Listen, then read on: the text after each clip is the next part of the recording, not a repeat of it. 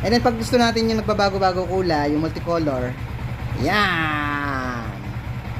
So yan mga kabrum-brum, oh. Diba? Talagang astig na astig sa gabi mga kabrum-brum. Alright mga kabrum-brum, magandang buhay mga kabrum-brum. Shoutout nga pala sa mga katropa pics natin dyan na naka-sniper 155 mga kabrum-brum. So today mag-install tayo ng park light multicolor with remote. So mga kabrum-brum, ito yung papalitan natin mga kabrum-brum. And then ito naman yung ating park light multicolor na merong remote.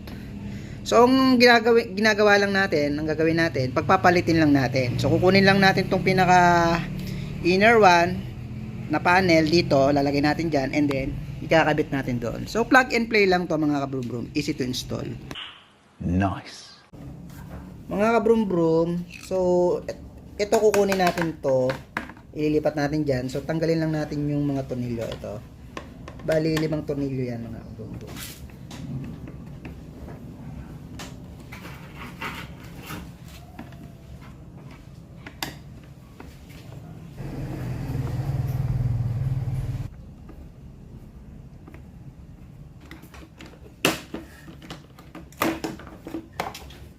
So, ayan mga kabrum-brum, nahiwalay na natin. Oh. So, ito lang kukunin ko, add swap lang tayo mga kabrum-brum. And then, itong pinaka cover niya, so ilalagay natin naman dito sa park light multicolor. Ganun lang mga kabrum-brum, kung paano nyo binaklas, ganun nyo lang din ibabalik.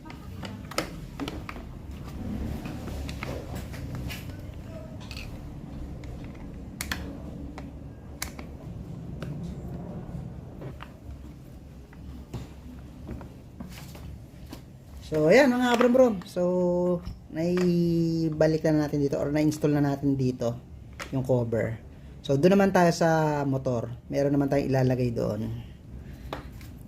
Alright mga kabrum-brum, sa park light multicolor natin, meron siyang harness. So, ito lang yung kakabit natin mga kabrum-brum. Ito basic na basics lang to. 2 wire lang to mga kabrum-brum. So, yung unang wire, dito may nakasulat dito left signal light. So ilalagay natin siya dito sa wire na to. Nakita nyo, ito yung left signal light na wire. So check natin dito. So mas maganda, pwede naman nating itusok lang yan dito, pero mas maganda i-tap na natin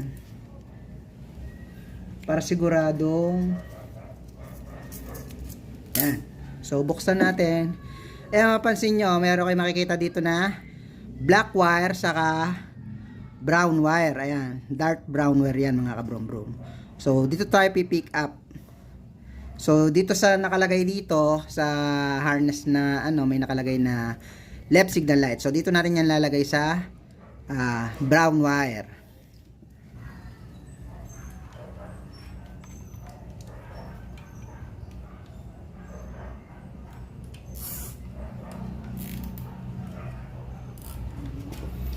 So, ito yung pinaka-adapter ng ating park light mga kabrum-brum. So, meron din akong ilalagay dyan na na cable tie. So, ang gawin nyo, strap nyo dito, ilagay nyo dyan.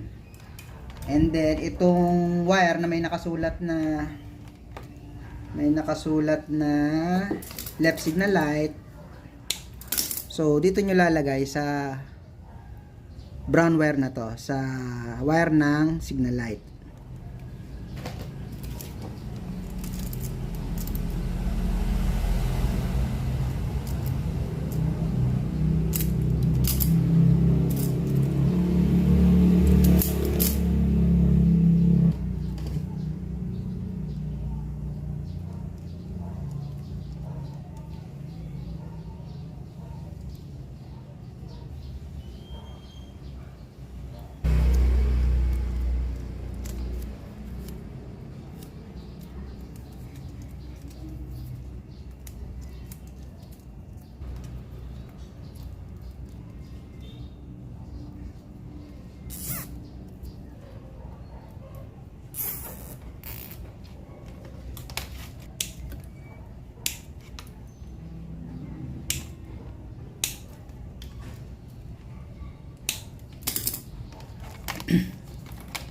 So mga kabrum-brum, so ito nailagay na natin. And then nilagyan na natin siya ng cable tie para nakapix yung ating wire, hindi siya magsasabit-sabit.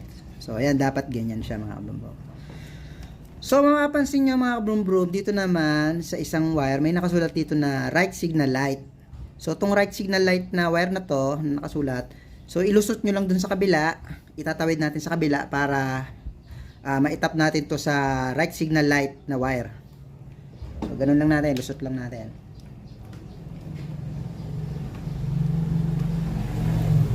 Yan, so doon naman tayo sa kabila, sa right side.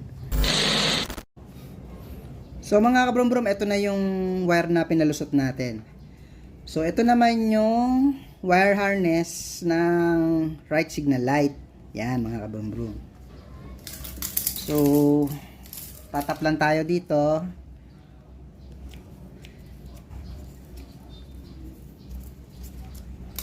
Yan, lat-latin nyo lang. So dito makikita nyo yung kulay ng wire, black, dalawang black saka dalawang green.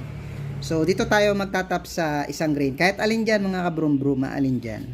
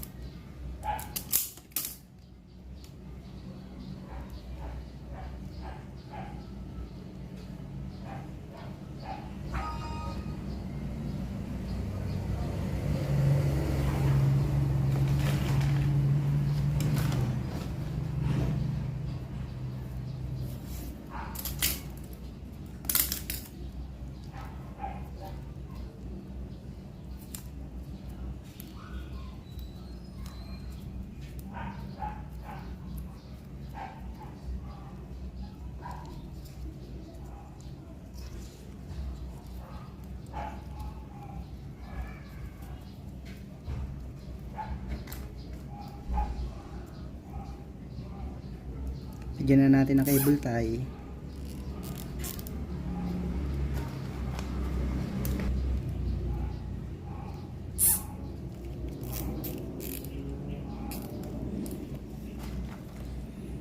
Mga kabrum-brum, ang purpose nitong wire na ikinabit natin ito, kapag kayo ay nag-signal light, so sasabay din yung multicolor.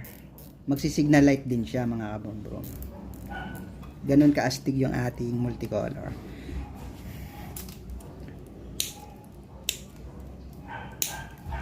So yan mga kabrum-brum, oh. So ganyan lang, oh, kadali, oh. So pag naglagay nyo na yung cable tie, okay na siya. Alright, lagay na natin tong park light assembly na multicolor. So, kung paano nyo binaklas, ganun nyo lang din ibabalik.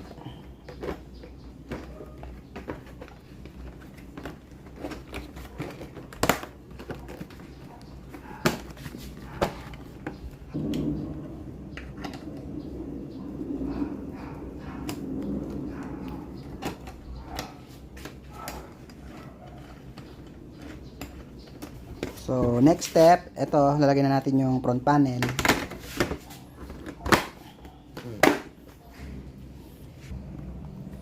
Mga kabrum-brum, ito yung pinaka-adapter ng ating park light multicolor. So, parang stock din yan. Stock din yan mga kabrum-brum. So, ito lang yung nadagdag mga kabrum-brum. Yan. So, ito yung adapter para sa signal light sa left and right. And then, ito naman yung adapter para sa switch ng multicolor. So, ganun lang natin yan mga kabrum-brum. Yan, ganyan. Tapos to, ganyan natin. Ganun lang, para lang kayong nagbaklas kabit. And then, salpak nyo to mga kabrum-brum.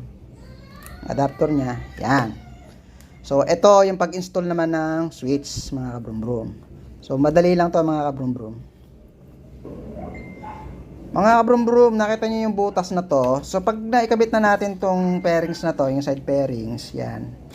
So, yung pinakadulo ng butas, or yung parang hasang, diyan natin ilalagay yung switch. So, ito yung ilalagay natin switch mga kabrum-brum. Ito ay hollow switch. Madali lang, bali konting-konti na lang ibubutas natin dahil ito ay malaki na butas. So konting-konti lang, ayan oh. So kukut-kutin lang natin ng konti yan para mailagay ito. Gamit tayo ng cutter knife mga kabrum-brum or kahit na kutsilyo na matigas.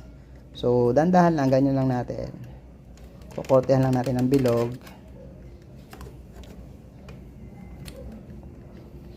Kabrum-brum baka naman sumobra naman laki eh. Hindi nyo na mailagay yung switch. Hinay-hinay lang ba? Hinay-hinay.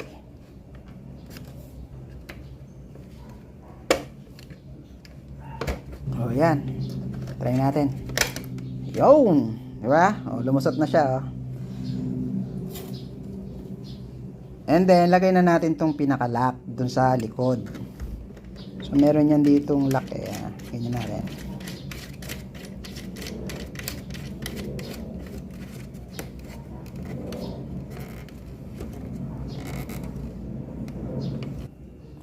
Yan, higpitan lang natin yung pinaka-lock niya. Yan. So, and then, ilagay nyo na to.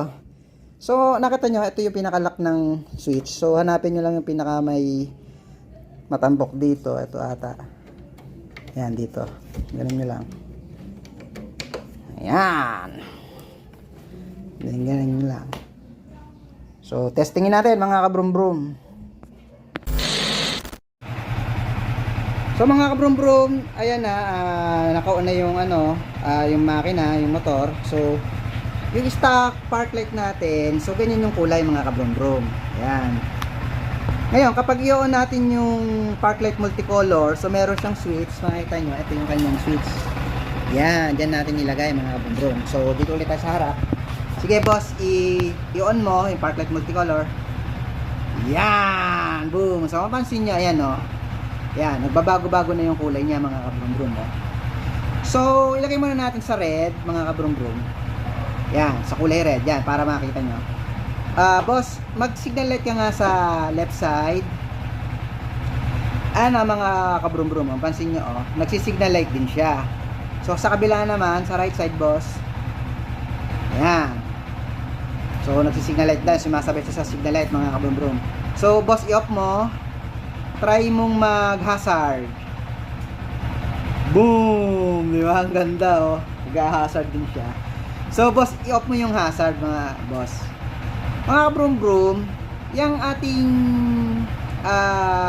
park light multicolor, yan nakita nyo yun yung high beam ng ating, ng motor eh. So, kapag nag-high beam si boss, mag-high beam ka. Ayan, nakita nyo, oh, di ba? So, functional pa rin siya. So, i-off mo, boss, yung high beam. Try mo mag-passing. Oh, 'di ba? Nagpa-passing din siya mga kabrum-brum. So mga kabrum-brum, pag gusto nating baguhin yung kulay, so meron tayong remote control mga kabrum-brum. So gawin nating green, purple, violet, yellow. Yung yellow parang same lang din ng green yan pero medyo And then pag gusto natin yung nagbabago-bago kulay, yung multicolor, yan. So yan mga kabrum-brum, oh, di ba? Talagang astig na astig sa gabi mga kabrum-brum. So yan mga kabrum-brum, ito sa mga magtatanong, baka bawal daw sa LTO or sa bawal talaga yan mga kabrum-brum pag ganyang kulay. Pero meron tayong on-off switch. Kapag in-off natin yan, yung multicolor, automatic babalik ito sa park light, sa stock park light. Boss, i-off mo. Ayan, oh. So ayan, parang ganyan na.